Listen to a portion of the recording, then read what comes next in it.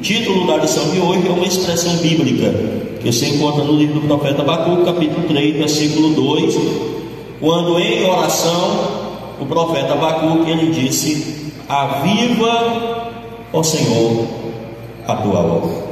Esta oração ela não deveria e naturalmente não deve ter ficado restrita à época de Abacuque, porque na própria oração Abacuque ele faz uma menção a este avivamento que deve ser histórico e contínuo, quando ele diz: aviva, ó Senhor, a tua obra no meio dos anos. Então a necessidade do avivamento na obra de Deus é histórica e contínua. Esse avivamento ele precisa ser um avivamento constante, ele precisa ser um avivamento contínuo. Louvado seja o nome do Senhor. Muito bem, meus irmãos, o profeta Abacuque ele profetizou no período do 7º século antes de Cristo. E Abacuque tem alguns questionamentos sinceros que ele coloca-os diante da presença de Deus. Amém? A palavra Abacuque, ninguém sabe direito o significado dela. Alguns dizem que Abacuque provavelmente a palavra Abacuque ela vem de um termo hebraico que dá a ideia de abraço. E este profeta, que é muito mais do que um profeta, ele é um salmista, ele é um cantor, ele é um poeta. Este profeta ele tinha uma grande sensibilidade em relação a Deus e em relação à obra de Deus. E ele viveu, portanto, em um contexto de extrema pobreza espiritual. A maioria dos estudiosos situam o profeta Abacuque como um profeta que profetizou na época do rei Josias, sobretudo já no final do rei Josias. O rei Josias foi um rei piedoso que reinou durante o período do ano 640 até o ano 609 antes de Cristo. Amém, os irmãos estão entendendo? 640 até o ano 609. Como eu disse, Josias foi um rei piedoso, e a Bíblia vai mostrar isso.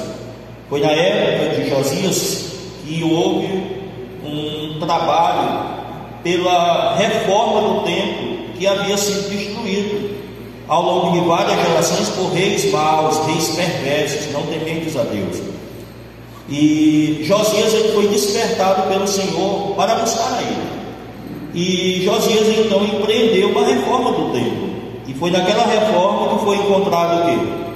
O livro da lei do Senhor, e foi trazido até o rei Josias, foi lido perante ele, e rasga as suas vestes.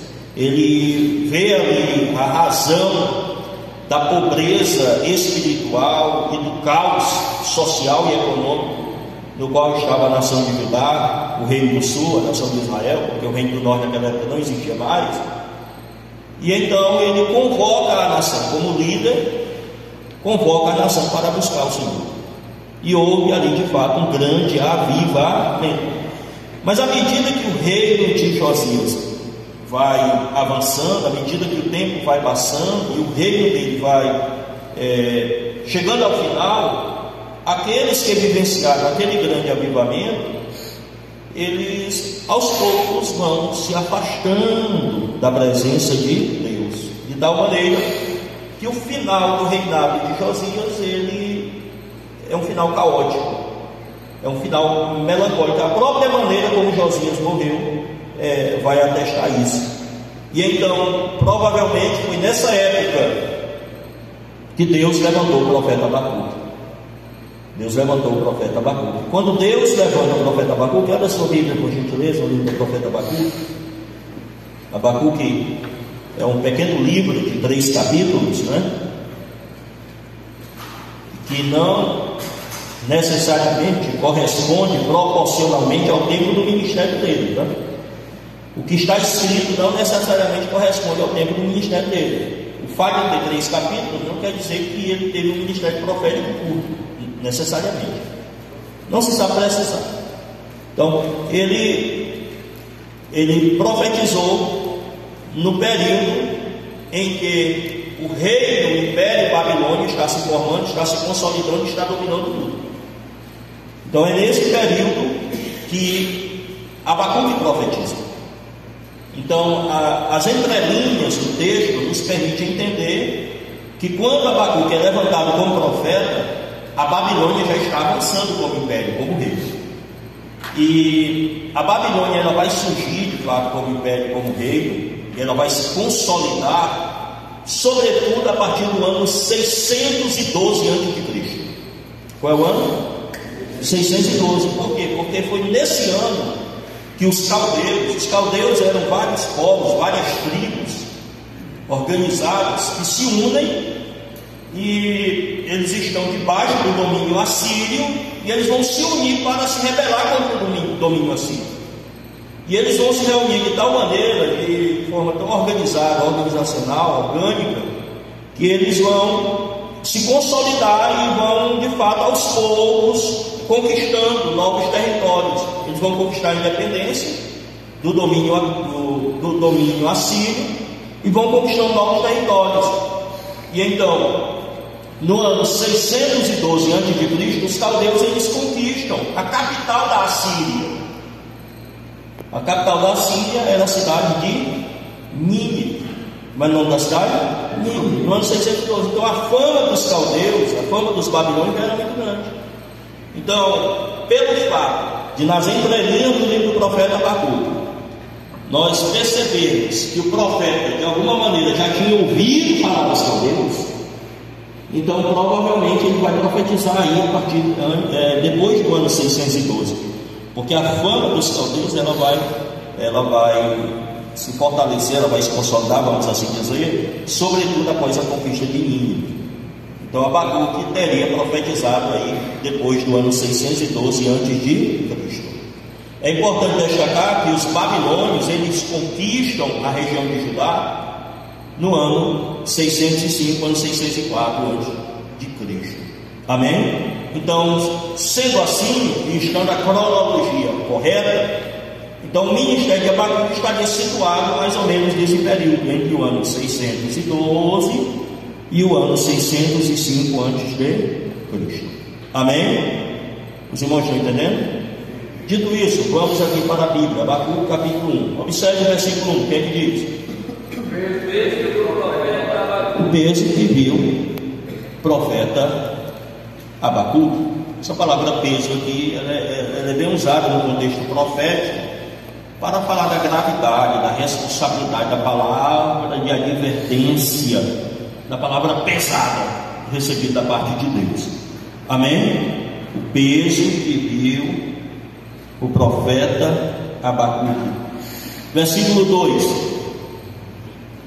Até quando, Senhor, clamarei eu e tu não me escutarás? Gritarei violência e não salvarás. Então nós percebemos que Abacuque é levantado como profeta com uma indagação, com um questionamento. E nesse questionamento nós percebemos que esse questionamento é um questionamento presente durante toda a história da humanidade, que pode ser resumido naquela frase filosófica que pode ser assim expressa: se Deus existe, por que existe o mal? Amém? Se Deus existe, por que existe o mal? Então é mais ou menos essa pergunta que faz Abacuque. Qual é a pergunta que ele faz? Até quando, Senhor, clamarei eu e tu não me escutarás? Gritarei o quê? Violência. Imagine uma pessoa que está sendo violentada e de repente quando ela grita violência, ela está pedindo o quê? Socorro.